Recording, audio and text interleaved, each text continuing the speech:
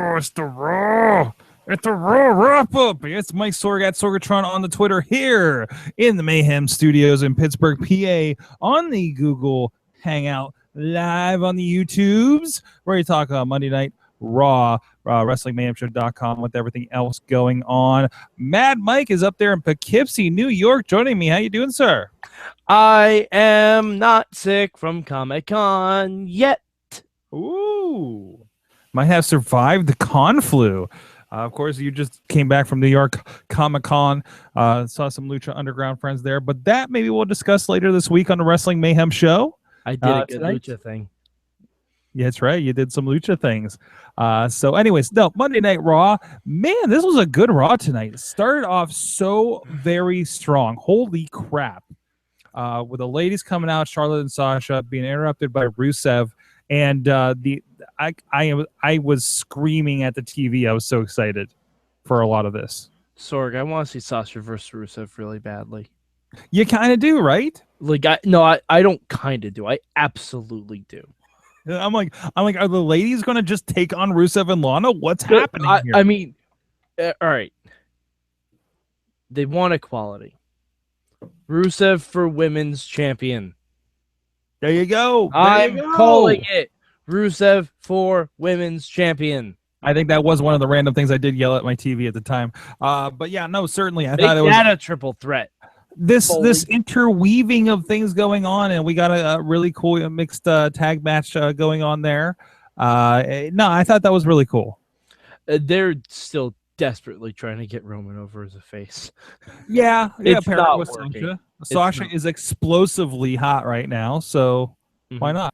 Still doesn't work. I think Roman is in a better spot than he was 3 months ago. I don't think so.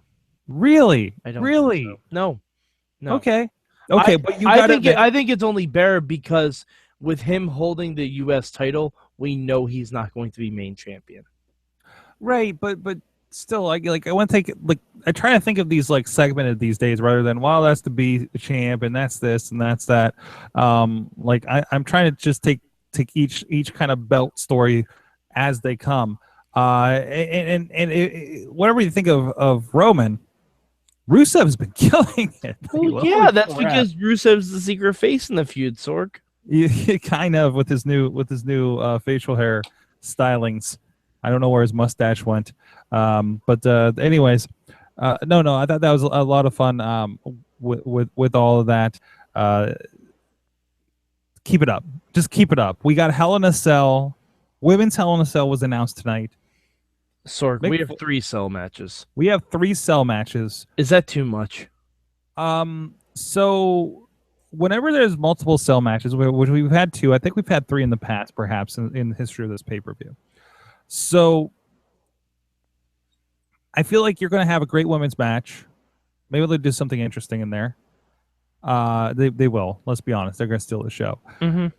And looking at Seth and Kevin, looking at even Rusev and Reigns, one of those is going to be the utter brutality match because you can have different kinds of Hell in a Cell. What I don't want and what I fear and what's happened in the past is you get like the very B, like something funky really happened here and it wasn't a feud ender kind of match, right? All these are set up. All these are set up. They could be feud enders. No. Rollins and Owens? No way. Could. This is their second, I guess. I don't. Depends on what's the store for the Survivor Series. You could really play up any of these to be okay. We're done. Boom. After Hell in a Cell, because I think that gives you the place to do that with.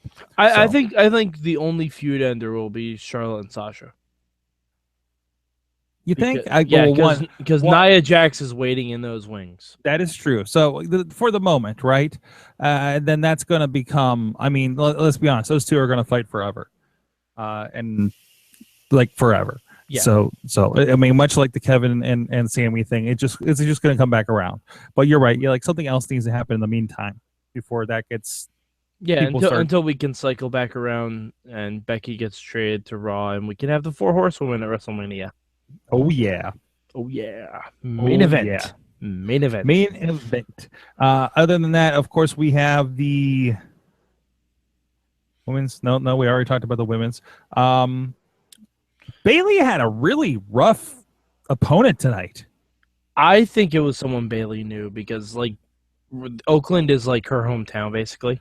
Right, and it was somebody that, like, usually you don't notice anything with the jobbers, like, but this, like, she was off.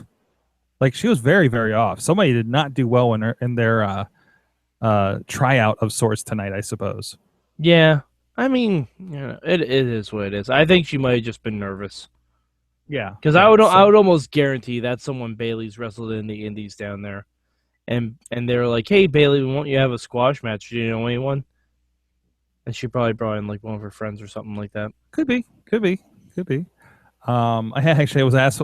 My wife of the show asked me tonight. So how do they? Because I was kind of like making some comments about how that girl was doing in the ring, and she's like, how do they get these people for this? And I'm like, well, if you listen to her interview with Britt Baker on how she got her match against Nia Jax, you'd have an idea. So go check that out. So anyways, other than that, tag action, of course. Well, some semi-tag action. But Sheamus, forget the match. Forget what we had. Sheamus, I'm sorry, Cesaro, and was it Kofi? I don't even know, because I was more drawn to the fact that Sheamus was on Facebook Live during the match in the commercial break. That was great. Fantastic. Good use of Facebook Live over on his Facebook page. It should still be over there. I reposted it over on the Wrestling Mayhem Show group. Such a good time. That's so much fun. Mm-hmm. Yeah, I mean, I don't agree with their storyline, but they're doing the best with it they can. I'm gonna say I don't agree with a storyline. I can absolutely say it's not a political debate. Sorg, everything's a political debate, except the actual political debates. And Ken Bone. Yes, he can. Yes, he can. Ken Bone. Anyways, yes. that went a weird place. But no, I'm kind of interested to see what they do with this. I kind of don't want like all of our tag champs to be these hodgepodge teams, you know? Yep, I don't want that either. Great, you had the Slater thing. I mean, I hope that it kind of, I don't know. They could have one match implode and then they're fighting each other again. Who knows? But we'll see where that goes. But do we want that again either? Not entirely, no, definitely not. Sorg, this is why I categorically disagree with who has the heart? Who has the heart on to watch these guys watch them fight a million times when they're booking this stuff, right? Vince? But I don't know. They get in these. They get in these. Yeah, they get in these like I don't know. They get in these things. Anyways, they're called ruts, Sorg. Ruts. They get a rut. That's the word. That's definitely the word I'm looking for. Is ruts. What else happened on Raw tonight? Brock Lesnar. Hey guys, Goldberg's coming back next week. Womp womp. Somebody wants that. I know. I obviously, we're not the people that want that, but I think the general public. Yeah, I think people are like the nostalgic. You know. I think the general public forgets about WrestleMania 20 because we're not allowed to acknowledge. Oh, obviously. Obviously, yeah. So we're not because.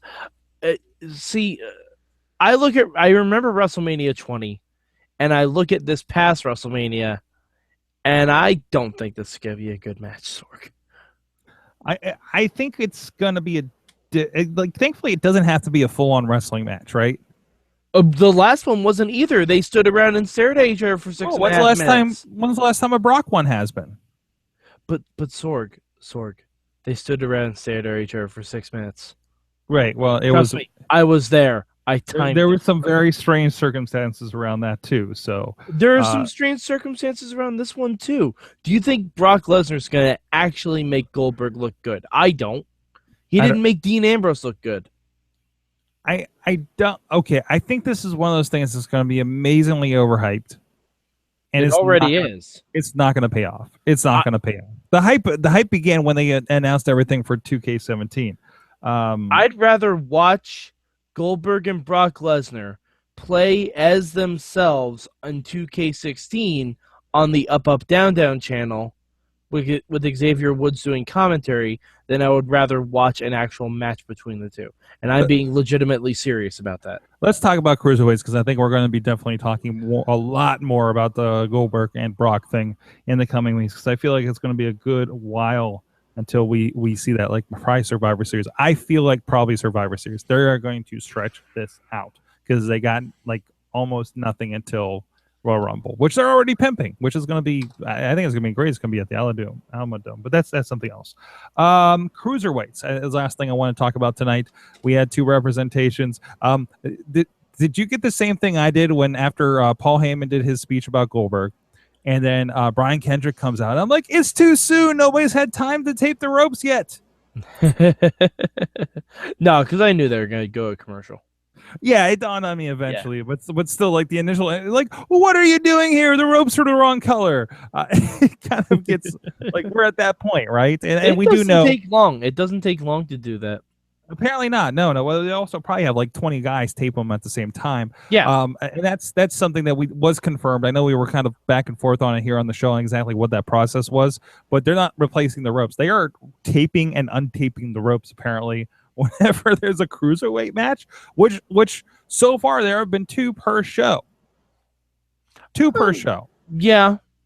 Yeah. I mean, they're treating it like they did the Divas stuff back when they called up Charlotte, Sasha, and Becky. How do you mean? Like, none of them have characters except for maybe one person. They're always in tag matches. Okay. I'm talking about like the Team Bad, the Team PCB, and Team Bella. Okay, as far as that goes, I thought you were talking about the presentation a little bit. Oh, no, not the presentation. The presentation is unique. It's fine. They shouldn't change that. But they don't know how to handle a reignited division.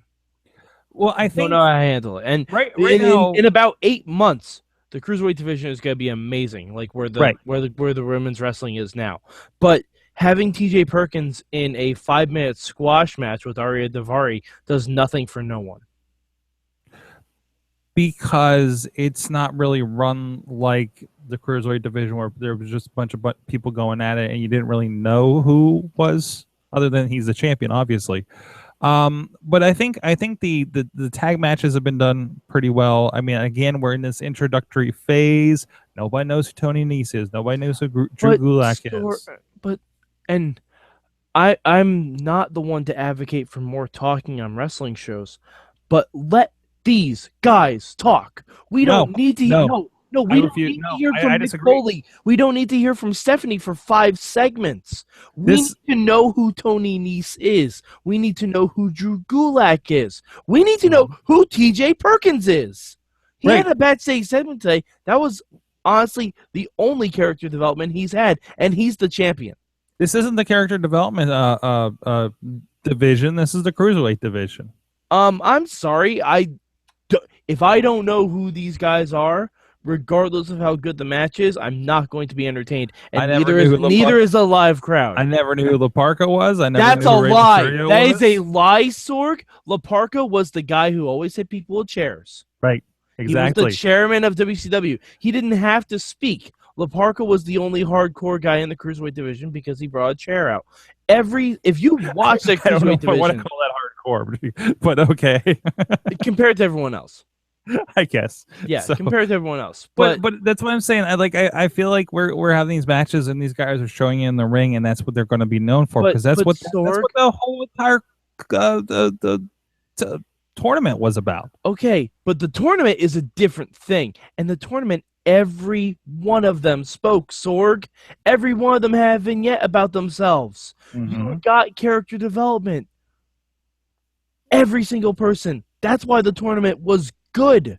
And they showed vignettes for these guys when they were introduced on Raw. No, they showed them a month and a half ago. They don't do anything for them now that they're on the actual show.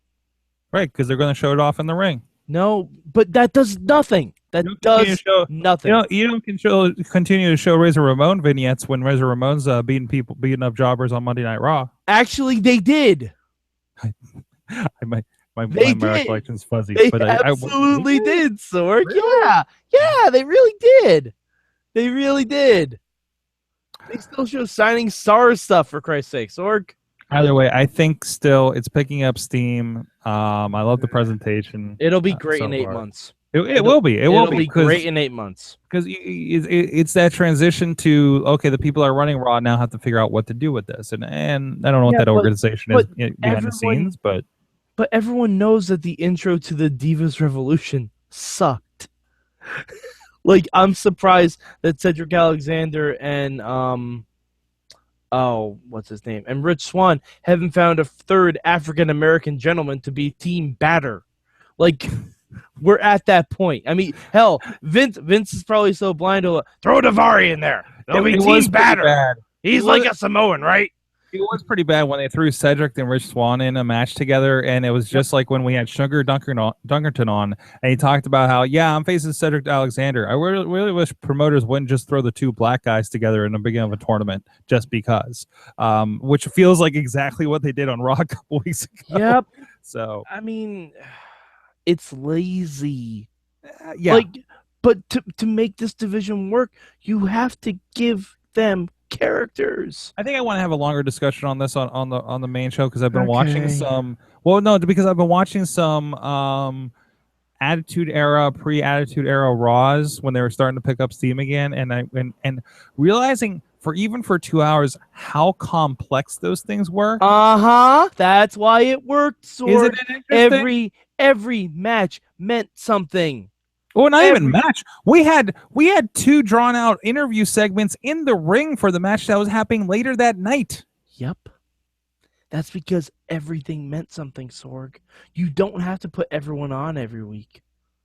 I don't need to see Roman Reigns every week. Guess what? I know what Roman Reigns is going to do. He's going to say, ooh. He's going to say, believe that. He's going to hit a spear, and he's going to hit a stupid jumping punch.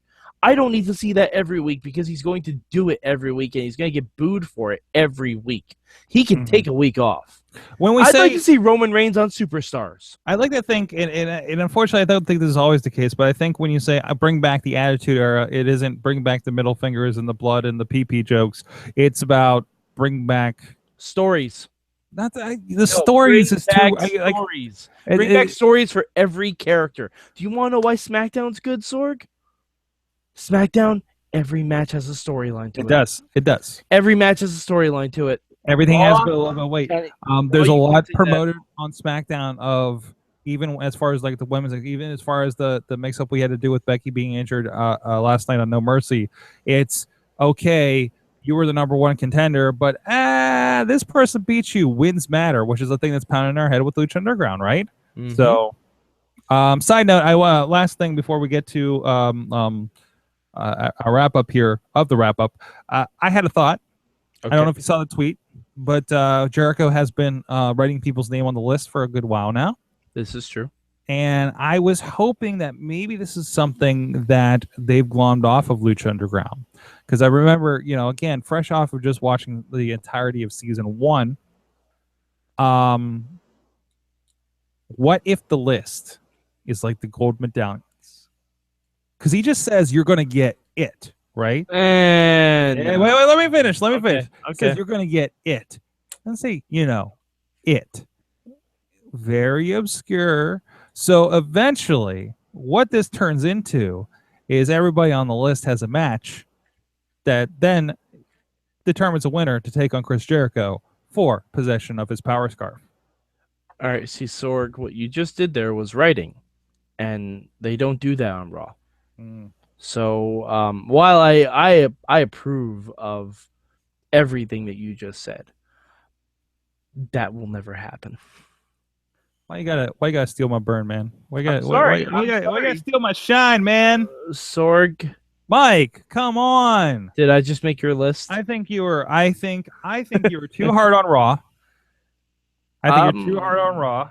No. I'm 3-hour show, and I think they do very well for a 3-hour show.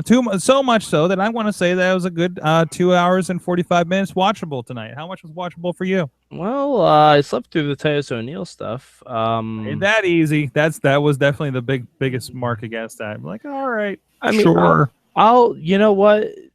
Because I think this is how long the show should be, I'll give it a solid 2 hours. Give me what you used to. Yes. I don't like this new. I don't want Nitro's version of Raw. I want Raw's version of Raw. Actually, you know what? We are kind of in the Monday Night Wars again. Only it's between Monday and Tuesday. SmackDown is Raw and Raw is Nitro. It's the early week war, isn't it? And can we say executed better? I feel executed better, at least right off the bat, than the first time we wanted to pit the brands against each other. To me, no. As far as I'm not going to say that. As far as quality of product, I think so. Quality of product, I think it's a wash. But actual competition between the brands, no. Because there was actual infighting between the GMs, like of each show. Daniel Bryan and Mick Foley don't have that. Vince, Shane, and Stephanie, we don't need Brian to see that. Brian drops the burn on Talking Smack all the time. Yeah, but Sorg, they still advertise each other's shows, and they don't mention that, like, oh, we had to pay to get an ad on Raw, because they used to do that back in the day of the first brand split. Well, and Eric Bischoff, brand kayfabe is dead. Okay. No, you're just saying that you like the competition. You can't say both things, Sorg. It still feels competitive. If you're not, you don't need an outright, I'm going to poke fun and show up on your show and throw Samoans at you in order for there to feel like there's competition between the brands. No, it is but it'd be fun. It's everybody bragging about, we definitely had the better show. Like that, and they're putting quality out there, you know? But Sorg, how about this? How about you have Mick Foley purchase a blimp that flies around SmackDown Arena advertising Raw for Monday nights? How about that? You don't need that. Why that doesn't not? make sense. It does, No. because these brands are not in competition. Because it's also everybody's on the WWE network too, so they're all posting that stuff, you know? It's just no. It's not a competition. Mad Mike at Mad Mike 4883. Go tweet him and tell him why he's wrong. I'm at Sorgatron. Tell me why I'm wrong. The Raw wrap up. Check us live.wrestlingmayhemshow.com. Tuesday nights, 10 p.m. Eastern time. And also check out, we got it over on the Facebook page under the events. We're going to have an interview at 11 a.m. Eastern time Wednesday morning with Kevin Thorne, a.k.a. also Mordecai, a.k.a. he was a freaking vampire, guys. I'm surprised he's allowed to be up that early. I know, right? I don't know what time zone he's coming from. So, but anyways, looking forward to that. Check out everything. WrestlingMayhemShow.com. He's at Mad Mike 483. I'm at Sorgatron. We'll see you guys next time. Keep it raw.